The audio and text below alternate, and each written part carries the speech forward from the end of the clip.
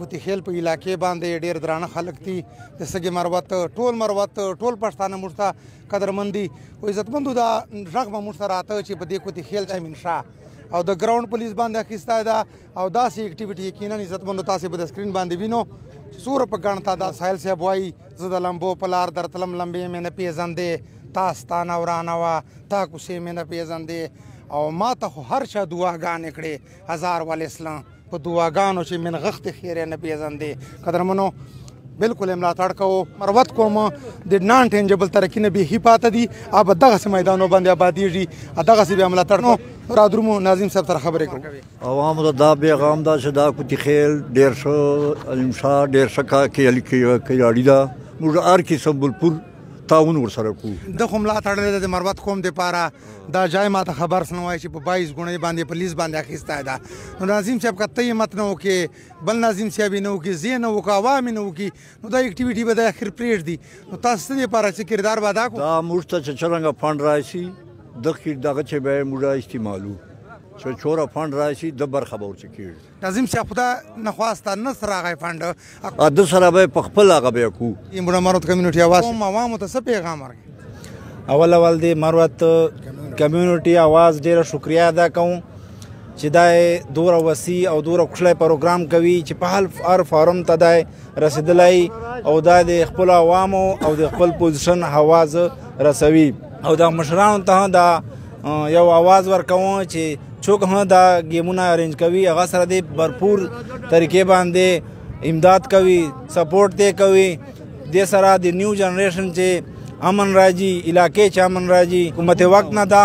اپیل کوم چې موږ ته د فنډونه هغه راکړي چې موږ خپل علاقې دپاره د سپورټس دپاره پوره حساب چوال د دې علاقې موږ ته ناظم صاحب ډېر اکټیویټي خوند راکړ ډېر خاموشه تماشایي او لږه نه بعده ډېر قدرمن خلک ده ناظم صاحب تاسو د دې سړي ملاتړ به ضرور کوو ځکه چې دا شاید به ختم شي انشاءالله خلکو امداد کوو چې څوک داسې کیرونه ارینج کوي امین شاه صاحب په ګراوند باندې تا پولیس اخیستی ده عوامو ته څه پیغام کلاړیانو ته څه پیغام حکومت وخت ته څه پیغام ورکوي فرمان خان ډېره شکریه ډېره مهرباني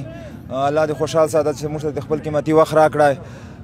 خبره خو مخ چې ته یو ور دلته دغې خاورې ته راغلی وې دا د ما وړه علاقه ده خپله ټول علاقې خلکو ته پته ده چې دا میدان ما پولیس باندې اخیستی ده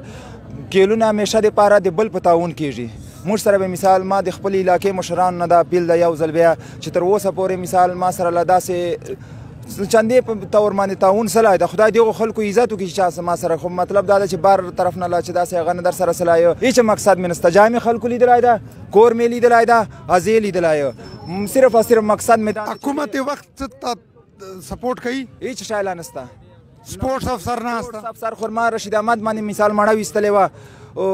خو هغه پته نسته چې څه وجه ده د کیلو په تعاون سره که زه یوه سړي خبره وکړو بیا رضا مروت ته خدای دې آباد لري دغسې مثال ته سپورټ کوي بلکل سپورټ کوي تترخیل کسان دي دا مشران مې دي مثال بلکل ټول تعاون کوي خو په داسې نه دا د یو له د دوه له د پنځو خلکو چار نه ده مثال چې غټ بلې ول حکومت تر طرفه مثال فنډ نه ده خو دو غریبانو خپل هغه ده کنه چې ما سره مثال مدد انشاءالله ناظمانو صاحبانو خبرې وکړې قدرمن خلک دي موږ انشاءالله پر امید یو نه